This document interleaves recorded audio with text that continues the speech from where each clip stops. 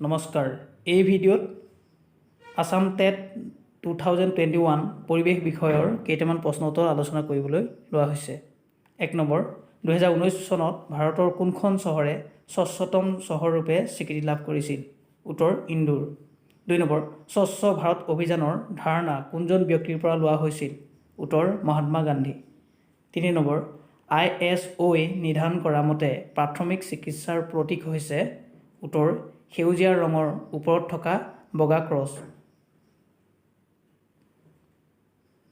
4 number আন্তঃৰাষ্ট্ৰীয় প্ৰাকৃতিক দুৰ্যোগ প্ৰশমন দিৱস কেতিয়া পালন কৰা হয়? উত্তৰ 13 অক্টোবৰত। 5 নম্বৰ পোনপ্ৰথমে কোনবিধ ৰোগৰ চিটা আৱিষ্কাৰ হৈছিল? উত্তৰ বৰ আই। 6 নম্বৰ কোনখন ৰাষ্ট্ৰীয় উদ্যানত বনৰীয়া ঘোঁৰা পোৱা যায়? উত্তৰ ডিব্ৰু-চৈখোৱা।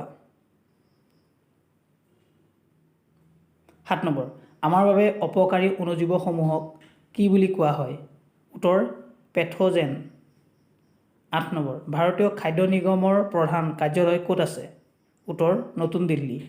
9 নম্বৰ অসমৰ আটাইতকৈ পুৰণি তেল শোধনাগাৰ হ'ল?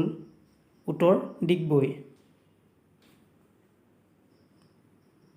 10 নম্বৰ কোনবিধ কয়লা সৰ্বোত্তম? উত্তৰ এন্থাচাইট।